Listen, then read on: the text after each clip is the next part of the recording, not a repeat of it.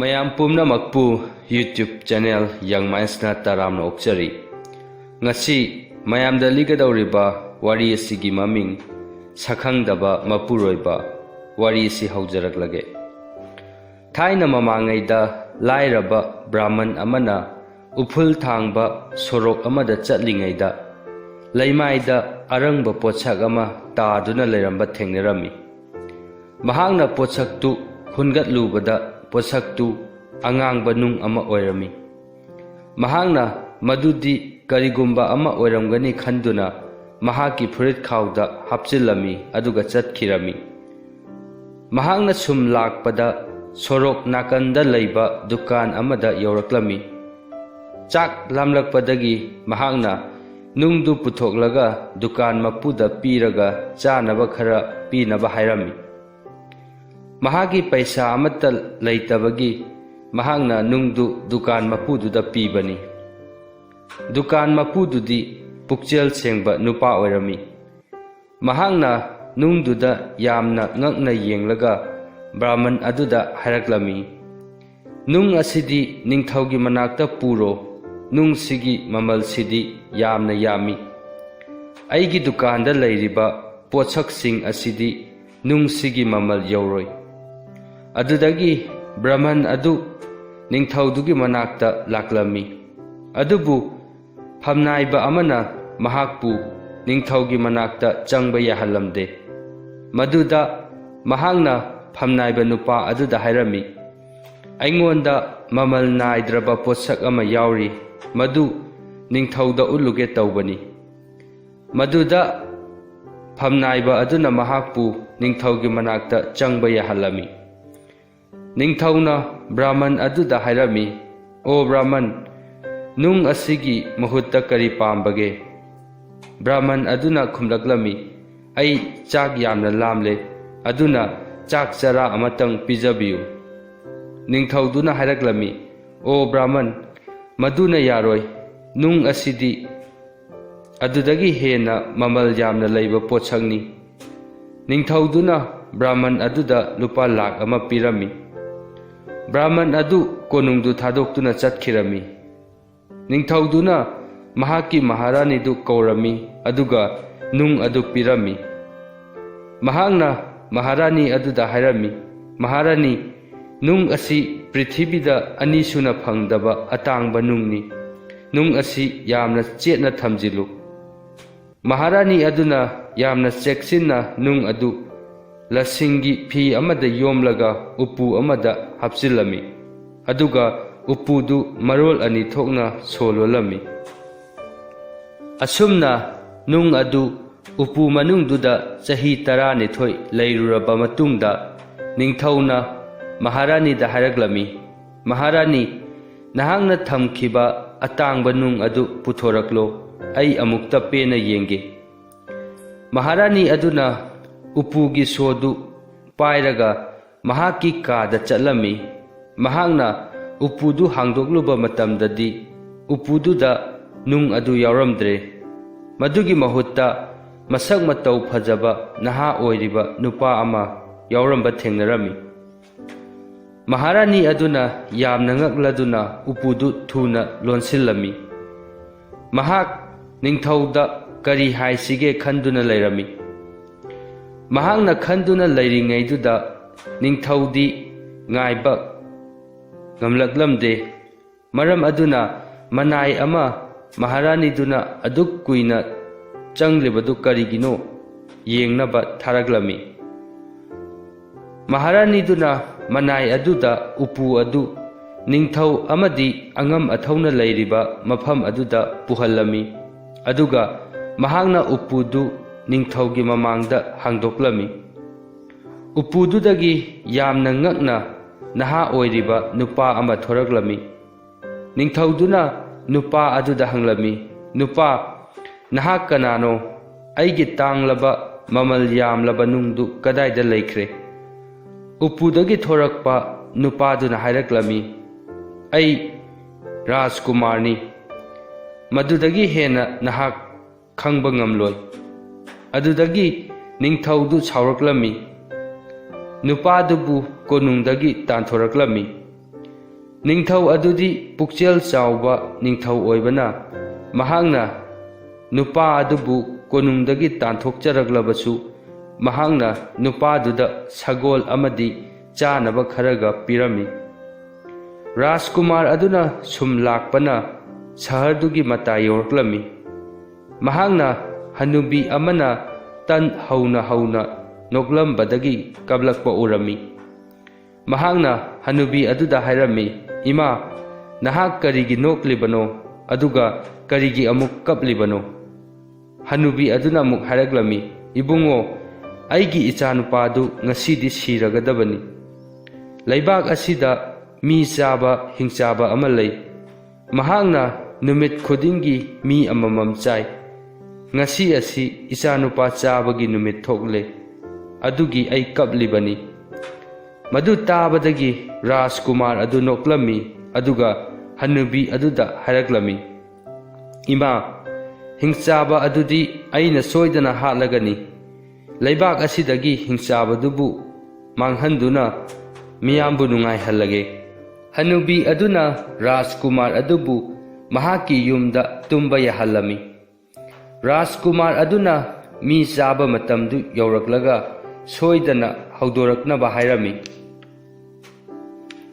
ꯃꯍꯥꯛꯅ ꯔꯥꯖꯀꯨꯃꯥꯔ ꯑꯗꯨꯗ ꯍꯥꯏꯔꯝꯃꯤ, "ꯏꯕꯨꯡꯉꯣ, ꯅꯍꯥꯛꯄꯨ ꯀꯔꯤ ꯇꯧꯕ ꯉꯝꯒꯗꯧꯔꯤꯕꯅꯣ? ꯅꯍꯥꯛꯁꯨ ꯍꯤꯡꯆꯥꯕꯗꯨꯅ ꯍꯥꯠꯄꯤꯈꯤꯒꯅꯤ꯫ ꯃꯊꯪꯗꯗꯤ ꯑꯩꯒꯤ ꯏꯆꯥꯅꯨꯄꯥꯗꯨ ꯑꯃꯨꯛ ꯆꯥꯈꯤꯒꯅꯤꯗ꯫ ꯏꯕꯨꯡꯉꯣ, ꯇꯨꯝꯃꯣ, ꯑꯩ ꯅꯪꯕꯨ ꯍꯧꯗꯣꯔꯛꯂꯣꯏ." ꯔꯥꯖꯀꯨꯃꯥꯔ ꯑꯗꯨꯅ ꯅꯣꯛꯂꯒ ꯍꯥꯏꯔꯛꯂꯝꯃꯤ, "ꯏꯃꯥ, ꯑꯩꯅ ꯁꯣꯏꯗꯅ ꯍꯤꯡꯆꯥꯕꯗꯨꯕꯨ ꯍꯥꯠꯀꯅꯤ꯫ ꯏꯃꯥꯅ ꯍꯧꯗꯣꯔꯛꯂꯣꯏ ꯍꯥꯏꯔꯕꯅꯤꯅ ꯑꯩ ꯍꯤꯡꯆꯥꯕꯗꯨꯅ ꯂꯥꯛꯀꯗꯕ ꯃꯐꯝꯗꯨꯗ ꯆꯠꯂꯒꯦ, ꯃꯐꯝꯗꯨꯗ ꯇꯨꯝꯂꯨꯔꯒꯦ." ꯑꯁꯨꯝꯅ ꯃꯍꯥꯛ ꯁꯍꯔꯗꯨꯒꯤ ꯁꯅꯊꯣꯡ ꯑꯗꯨꯒꯤ ꯃꯄꯥꯟꯗ ꯆꯠꯂꯝꯃꯤ꯫ ꯃꯍꯥꯛꯀꯤ ꯁꯒꯣꯜ ꯑꯗꯨ ꯎ ꯑꯃꯗ ꯀꯤꯔꯒ ꯃꯍꯥꯛ ꯌꯥꯝꯅ ꯅꯨꯡꯉꯥꯏꯅ ꯇꯨꯝꯂꯝꯃꯤ꯫ ꯍꯤꯡꯆꯥꯕꯗꯨꯁꯨ ꯃꯇꯝ ꯌꯧꯗꯨꯅ ꯃꯐꯝꯗꯨꯗ ꯃꯤ ꯆꯥꯕ ꯂꯥꯛꯂꯝꯃꯤ꯫ ꯑꯗꯨꯕꯨ ꯃꯐꯝ ꯑꯗꯨꯗ ꯀꯅꯥꯁꯨ ꯂꯩꯕ ꯎꯗꯕꯗꯒꯤ ꯃꯍꯥꯛꯅ ꯁꯍꯔꯗꯨꯗ ꯂꯩꯔꯤꯕ ꯃꯤꯁꯤꯡꯗꯨ ꯃꯍꯥꯛꯀ ꯍꯥꯏꯅꯈꯤꯕꯗꯨ ꯏꯟꯗ꯭ꯔꯦ ꯈꯟꯗꯨꯅ ꯂꯃꯟ ꯈꯨꯝꯂꯒꯦ ꯈꯜꯂꯝꯃꯤ꯫ ꯑꯗꯨꯕꯨ ꯔꯥꯖꯀꯨꯃꯥꯔ ꯑꯗꯨꯅ ꯈꯪꯍꯧꯗꯅ ꯆꯣꯡꯁꯤꯜꯂꯛꯂꯒ ꯍꯤꯡꯆꯥꯕ ꯑꯗꯨꯒꯤ ꯃꯀꯣꯛꯇꯨ ꯀꯛꯊꯠꯂꯝꯃꯤ꯫ ꯃꯍꯥꯛꯅ ꯍꯤꯡꯆꯥꯕꯗꯨ ꯁꯍꯔꯗꯨꯒꯤ ꯁꯅꯊꯣꯡꯗ ꯊꯝꯂꯝꯃꯤ ꯑꯗꯨꯒ ꯍꯅꯨꯕꯤ ꯑꯗꯨꯒꯤ ꯃꯅꯥꯛꯇ ꯍꯜꯂꯛꯂꯝꯃꯤ꯫ ꯃꯍꯥꯛꯅ ꯍꯅꯨꯕꯤ ꯑꯗꯨꯗ ꯍꯤꯡꯆꯥꯕ ꯑꯗꯨ ꯍꯥꯠꯂꯝꯂꯦ ꯍꯥꯏꯔꯒ ꯑꯃꯨꯛ ꯇꯨꯝꯂꯝꯃꯤ꯫ ꯁꯍꯔꯗꯨꯒꯤ ꯃꯤꯌꯥꯝꯅ ꯍꯤꯡꯆꯥꯕꯗꯨ ꯁꯍꯔꯗꯨꯒꯤ ꯁꯅꯊꯣꯡꯗ ꯁꯤꯗꯨꯅ ꯇꯥꯗꯨꯅ ꯂꯩꯔꯝꯕꯗꯨꯗ ꯍꯤꯡꯆꯥꯕꯗꯨꯅ ꯃꯈꯣꯏꯗ ꯂꯃꯟ ꯈꯨꯝꯕ ꯂꯥꯛꯂꯝꯕꯅꯤ ꯈꯜꯂꯝꯃꯤ꯫ ꯃꯔꯝ ꯑꯗꯨꯅ ꯃꯈꯣꯏꯅ ꯅꯤꯡꯊꯧꯒꯤ ꯃꯅꯥꯛꯇ ꯆꯠꯇꯨꯅ ꯄꯥꯎ ꯇꯝꯂꯝꯃꯤ꯫ ꯅꯤꯡꯊꯧ ꯑꯗꯨꯅ ꯍꯤꯡꯆꯥꯕꯅ ꯆꯥꯕ ꯇꯥꯕ ꯍꯅꯨꯕꯤꯒꯤ ꯃꯆꯥꯅꯨꯄꯥ ꯑꯃꯗꯤ ꯍꯅꯨꯕꯤ ꯑꯗꯨꯅ ꯀꯔꯤꯒꯨꯝꯕ ꯈꯔ ꯇꯧꯗꯨꯅ ꯍꯤꯡꯆꯥꯕ ꯑꯗꯨꯕꯨ ꯍꯥꯠꯂꯝꯂꯒꯅꯤ ꯈꯜꯂꯝꯃꯤ꯫ ꯃꯔꯝ ꯑꯗꯨꯅ ꯐꯝꯅꯥꯏꯕ ꯈꯔꯒ ꯍꯅꯨꯕꯤ ꯑꯗꯨꯒꯤ ꯃꯅꯥꯛꯇ ꯂꯥꯛꯂꯝꯃꯤ꯫ ꯃꯈꯣꯏꯅ ꯍꯅꯨꯕꯤ ꯑꯗꯨ ꯅꯣꯛꯂꯒ ꯏꯁꯩ ꯁꯛꯇꯨꯅ ꯂꯩꯔꯝꯕ ꯊꯦꯡꯅꯔꯝꯃꯤ꯫ ꯅꯤꯡꯊꯧꯗꯨꯅ ꯍꯅꯨꯕꯤ ꯑꯗꯨꯗ ꯍꯪꯂꯝꯃꯤ, "ꯍꯅꯨꯕꯤ, ꯅꯍꯥꯛꯅ ꯀꯔꯤꯒꯤ ꯅꯣꯛꯂꯤꯕꯅꯣ?" ꯍꯅꯨꯕꯤ ꯑꯗꯨꯅ ꯍꯥꯏꯔꯛꯂꯝꯃꯤ, "ꯍꯤꯡꯆꯥꯕꯗꯨ ꯍꯧꯖꯤꯛꯇꯤ ꯍꯥꯠꯈ꯭ꯔꯦ꯫ ꯍꯤꯡꯆꯥꯕꯗꯨꯕꯨ ꯍꯥꯠꯈꯤꯕ ꯔꯥꯖꯀꯨꯃꯥꯔ ꯑꯗꯨꯁꯨ ꯑꯩꯒꯤ ꯏꯃꯨꯡꯗ ꯇꯨꯝꯂꯤ." ꯍꯅꯨꯕꯤꯒꯤ ꯋꯥꯍꯩꯁꯤꯡꯗꯨ ꯇꯥꯕꯗ ꯅꯤꯡꯊꯧꯗꯨ ꯌꯥꯝꯅ ꯍꯔꯥꯎꯔꯝꯃꯤ꯫ ꯃꯍꯥꯛꯅ ꯍꯅꯨꯕꯤ ꯑꯗꯨꯗ ꯍꯥꯏꯔꯝꯃꯤ, "ꯊꯧꯅꯥ ꯐꯕ ꯅꯨꯄꯥꯗꯨ ꯀꯧꯊꯣꯔꯛꯎ." ꯃꯍꯥꯛꯅ ꯔꯥꯖꯀꯨꯃꯥꯔ ꯑꯗꯨ ꯎꯕꯗ ꯃꯍꯥꯛꯅ ꯀꯣꯅꯨꯡꯗꯒꯤ ꯇꯥꯟꯊꯣꯛꯈꯤꯕ ꯅꯨꯄꯥꯗꯨꯅꯤ ꯍꯥꯏꯕ ꯈꯪꯂꯝꯃꯤ꯫ ꯃꯍꯥꯛꯅ ꯐꯝꯅꯥꯏꯕ ꯑꯃꯗ ꯑꯣꯟꯁꯤꯜꯂꯒ ꯍꯥꯏꯔꯛꯂꯝꯃꯤ, "ꯐꯝꯅꯥꯏꯕ, ꯊꯧꯅꯥ ꯐꯕ ꯅꯨꯄꯥꯁꯤꯒꯤ ꯆꯥꯅꯕ ꯃꯅꯥꯁꯤ ꯀꯔꯤ ꯑꯣꯏꯒꯅꯤ?" ꯐꯝꯅꯥꯏꯕ ꯑꯗꯨꯅ ꯈꯨꯗꯛꯇ ꯍꯥꯏꯔꯛꯂꯝꯃꯤ, "ꯏꯅꯤꯡꯊꯧ, ꯃꯍꯥꯛꯅ ꯇꯧꯈꯤꯕ ꯊꯕꯛ ꯑꯁꯤꯒ ꯆꯥꯅꯕꯗꯤ ꯂꯩꯕꯥꯛ ꯑꯁꯤꯒꯤ ꯇꯪꯈꯥꯏ ꯑꯃꯒ ꯏꯅꯤꯡꯊꯧꯒꯤ ꯏꯆꯥꯅꯨꯄꯤ ꯔꯥꯖꯀꯨꯃꯥꯔꯤꯒ ꯅꯨꯄꯥꯁꯤꯗ ꯄꯤꯕꯅ ꯑꯣꯏꯒꯅꯤ." ꯑꯁꯨꯝꯅ ꯊꯧꯅꯥ ꯐꯕ ꯔꯥꯖꯀꯨꯃꯥꯔ ꯑꯗꯨ ꯅꯤꯡꯊꯧꯒꯤ ꯑꯃꯠꯇ ꯄꯣꯛꯆꯕꯤ ꯔꯥꯖꯀꯨꯃꯥꯔꯤꯗꯨꯒ ꯂꯨꯍꯣꯡꯂꯝꯃꯤ꯫ leibak tangkhai amasu mangonda pirami. Rajkumari aduna mahaki masak matau phajaraba mapuroiba Rajkumar adubu yamna nungsijarabasu mahaki akupa marol mahak kanano mahak kadaidagi lakpano haibana chingba akupa marondu khangdabagi wakhaldi nungairamde. Konungduda lairiba nupising aduna lamlanba Rajkumar adugi maramda mangonda yamna tattana hanglami. Maram aduna mahakna mahaki mapuroibada mahak kanano mahak kadaidagi lakpano haina hanglami. Rajkumar aduna khumlami, nungsirabi nahangna khangningba pumnamak hangu adubu madudadi aingonda hanglakanu nahangna khangba ngamloi. Adubu Rajkumari adunadi makha tana hanglami, kappaga hangbasu yaurami. Nongmadi makhoi anina turel mapanda leplingaida Rajkumari aduna hanglami, nungsiraba ipuroiba nahangna aibu tasengna nungsirabadi nahaki jati karino haibiyu.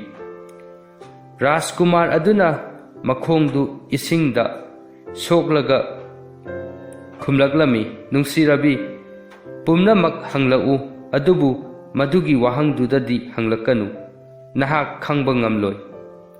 Amukasu Rajkumari aduna chap manaba wahangdu hanglami.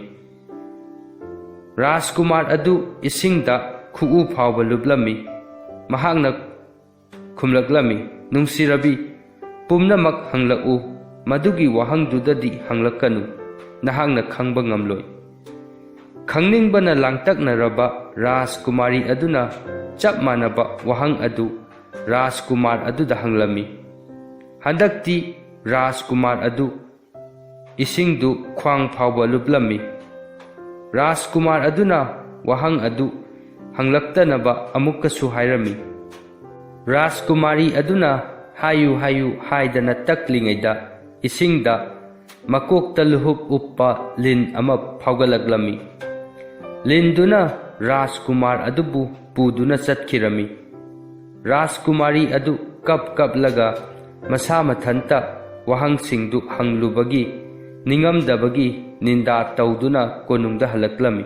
Mahangna mahaki nupagi mari makhong khangba pau piba ngamba mida manamathum chauna pigani haina lauthoklami. Nongma haukhirami adubu kananasu mahaki mapuroibagi paududi puraklamde. Maram aduna Rajkumari adu nungtigi kappagi mamaidu maksilaklami. Kona thangda nupigi kumhai yaubi jagoi sabi nupi ama Rajkumari adugi manakta laklami. Aduga hairami, Rajkumari ngarang ahing angakpa thaudok ama uraki. Aina ngarang sing khara thiringaida u pambi amagi makhada pothabada tungkhirami. Aina mikap thorakpadadi mafamdu pungan nganduna leirami. Madu ayuk nungthilgi mangalsu natte, thagi mangalsu natte.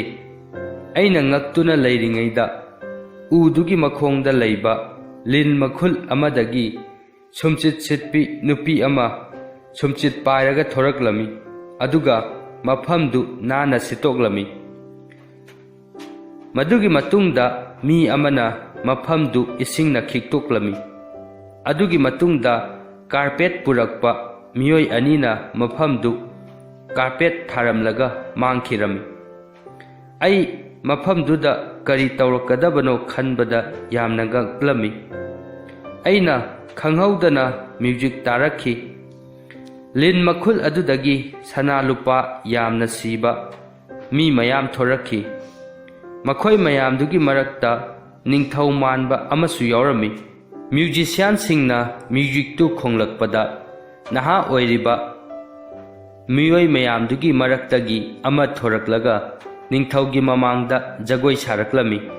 Adubu marai bakta angangba thawan michak thokpa nupa amadi mayam maraktuda thawai wana anaba mi manba amadi yawi. Aina khangbadi masi khaktani. Mathangi ahingda Rajkumari aduna jagoi sabi nupi aduga u pambi adugi manakta laklami aduga lotuna kari taurakpagi haiduna ngaiduna leirami. Ngaihak leiraga mafamdu ayuk nungthilgi mangal sunattaba thagi mangal sunattaba maingalna mafamdu pungan ngalami. Sumchit sitpi nupi ising chaiba mi carpet thaba mi dusu mathang thoraklami.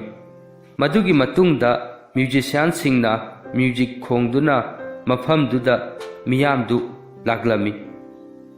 Rajkumari aduna mayam marakta yauriba maraibakta thawan michak angangba thokpa nupadu mahakki mapuroibani khangbada mahakki mihundu thuna chonglaklami. Mahakki mapuroibaduna thawai wana leirambaduna mahaksu thawai warami. Ningthaugi mamangda jagoi sabagi thauramdu loibaga maingaldu mangkhirami. Rajkumari adusu mayumda halaklami. Mahakna ahing khuding udugi manakta chatlami aduga yenglami. Ayuk nungthildi mahakki mapuroibadu phanglaroi khanduna kaplami.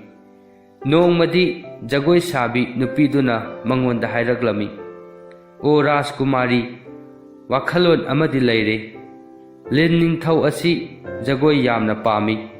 Mahakki mamangda jagoi sabadu nupa ngaktani. Karigumba magi mamangda nupi amana jagoi sarabadi kanana khangbano. Mahangna penmanduna apamba niyu pige hairakpasu. Ai jagoi saduna yenge. Rajkumari aduna hairaklami natte ai nangondagi jagoi tamge aduga ai oina jagoi du saruge. Asumna Rajkumari adu jagoi sabi nupi adudagi jagoi tamlami. Atenba matamgi manungda mahangna jagoi sabi nupi dudagi hena jagoi hairami. Mahakki jagoi du yamna phajaba mapung phaba ama oirami. Mahangna phajaba fijol phajaba likkol siduna u pambidugi manaktuda lotuna leirami. Wai sitpi ising chaiba carpet thaba midu mathang thoraklami. Madugi matungda ningthaudu mi mayamga loinana thoraklami. Rajkumar aduna mahangna jagoi sabagi pali taba matamda mahakki masaktu hena maksille. Mahak anaba amagum jagoi saba thokningdana leirami. Maduda Rajkumari aduna u marumdagi thoraktuna ningthaudugi mamangda jagoi sarami. Mi pumnamaktu maya kaduna yengduna leirami. Ningthauduna lauraklami. Sakhangdabi lamlanbi jagoi sabi ai pele kari pami hayu aina pigani. Rajkumari aduna hairaklami. Aina mahut sinduna jagoi sariba nupa asi aingonda piyu. Lin ningthau adu sauraklami. Mamittu langkhatlaga hairaklami. Nahangna niroidaba ama aingonda nire. Adubu aina wasak khrabanina pirani. Mahakpu puraga thuna chatkro. Rajkumari aduna Rajkumar adubu makhut pairaga mafamdudagi puduna chatkirami. Madugi matungda makhoi ani nungai yaifana pankhre. Rajkumari aduna Rajkumar aduda hanagi wahangsingdu amuk hana hangkhidre. Wari asi matang sida loisinjare. Wari si libada soikiba yaurabasu tabiriba pumnamakna ngakpinaba nolokna haijari.